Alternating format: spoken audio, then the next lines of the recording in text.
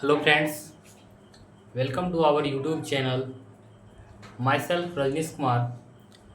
Today we will study about number and number system. आज हम लोग नंबर और नंबर सिस्टम के बारे में अध्ययन करेंगे। चलिए, इसमें सबसे पहला टॉपिक आता है अंक, जिसको हम लोग इंग्लिश में बोलते हैं डिजिट्स। देखिए, हिंदू अरबी संख्या पद्धति में 0 को, 1 को, 2 को, 3 को, 4 को, 5 को, 6 को, 7 को, 8 को और 9 को अंक कहा जाता है। टोटल 10 अंक होते हैं। उनमें सबसे छोटी अंक 0 होता है और सबसे बड़ी अंक 9 होता है। अब अंक के बाद आता है संख्या, जिसको हम लोग नंबर बोलते हैं। तो देखिए, संख्या किसको बोलते हैं, इसका ये डिफिनेशन है, अंक या अंकों के समूह को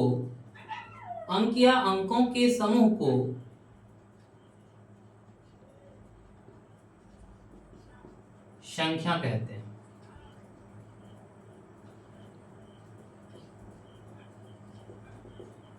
मतलब अगर हम डिजिट्स का ग्रुप बना के लिख देंगे या फिर कोई एक डिजिट लिख देंगे तो वो क्या कहलाएगा, संख्या कहलाएगा।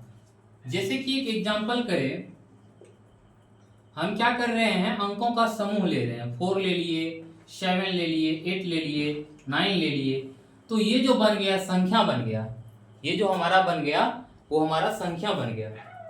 उसी तरह से मान लीजिए हम कोई एक अंक उठा के लिख दे 0 को, तो ये भी एक संख्या है, 0 भी एक संख्या है।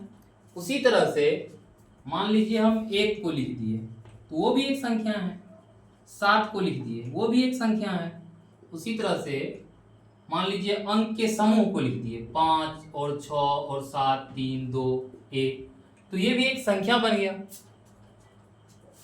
इसके बाद आता है अब संख्या का प्रकार। संख्या का प्रकार,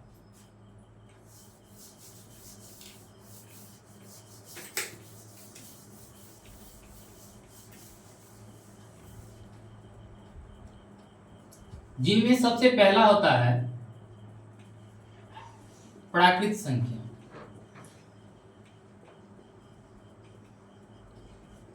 नेचुरल नंबर।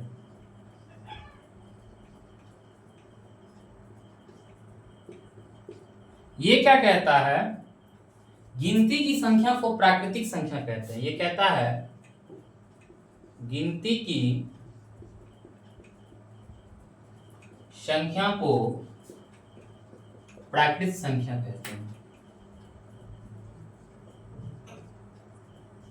गिनती की संख्या को प्राकृत संख्या कहते हैं। तो हम लोग कैसे गिनते कैसे हैं, हम लोग कैसे काउंट करते हैं, हम लोग काउंटिंग 1 से करते हैं। 1, 2, 3, 4, 5, 6, 7, 8, 9, 10, 11, 12 डैश डैश डैश, ये अनंत तक जाएगा, है ना। तो सबसे छोटी प्राकृत संख्या 1 हो गया और सबसे बड़ी प्राकृत संख्या अनंत हो गया।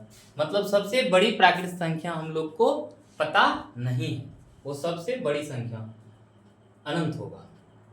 चलिए आगे हम लोग पढ़ते हैं पूर्ण संख्या के बारे में, जिसको हम लोग बोलते हैं होल नंबर। इनका ये डिफिनेशन है, शून्य सहित गिनती की संख्या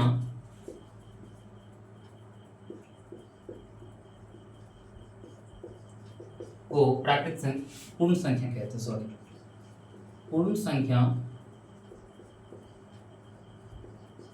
कहते शून्य सहित।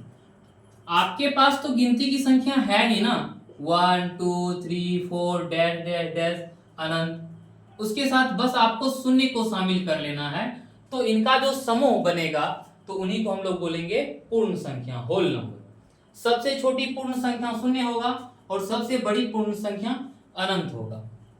इसके बाद हम लोग पढ़ते हैं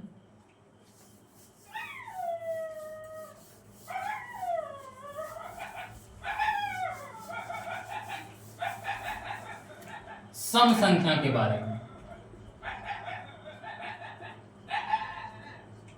जिसको इंग्लिश में हम लोग इवन नंबर बोलते हैं। इवन नंबर ये क्या कहता है, जो प्राकृत संख्या दो से पूर्णतः विभाजित हो, पूर्णतः कंप्लीटली डिविजिबल हो, पूर्णतः विभाजित हो, सम संख्या कहलाता है।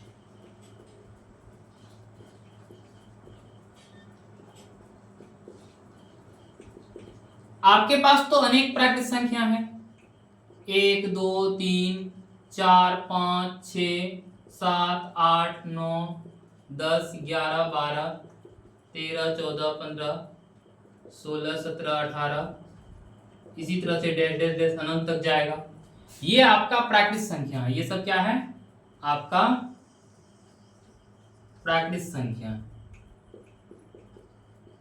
क्या कह रहा है, डिफिनेशन कह रहा है, जो प्राकृत संख्या दो से भी पूर्णतः विभाजित हो, जो प्राकृत संख्या दो से पूर्णतः विभाजित हो, सम संख्या कहलाता है। तो इसमें ये देखते हैं हम लोग कि दो से कौन विभाजित हो रहा है। एक हो रहा है, नहीं हो रहा है, तो ये सम नहीं होगा। दो हो रहा है, हाँ दो हो रहा है, तो सम संख्या में दो आएगा। उसके बाद देखिए, 3 हो रहा है विभाजित, दो से कट रहा है, नहीं कट रहा है, तो 3 नहीं होगा। 4 कट रहा है, 6 कट रहा है, 8 कट रहा है, 10 कट रहा है, 12 कट रहा है, इसी तरह से ये इनफाइनाइट तक बढ़ेगा। तो ये सब जो संख्या है ना, सब प्राकृत संख्या है। प्राकृत संख्या है लेकिन दो से कट रहा है, दो से पूर्णतः विभाजित हो रहा है, तो इसीलिए इसको क्या बोलेंगे, सम संख्या बोलेंगे। सम संख्या का कुछ पहचान है कि आप किसी भी नंबर को देख के बता सकते हो कि वो संख्या कैसा है, सम है, विषम है कि सम है कि नहीं। उसके लिए आपको चेक करना पड़ेगा, 1 मिनट, एक मिनट रुक जाओ ना।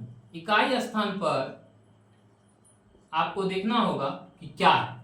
अगर इकाई स्थान पे 0 है, 2 है, 4 है, 6 है, 8 है, तो वो जो संख्या होगा ना, निश्चित रूप से सम संख्या होगा।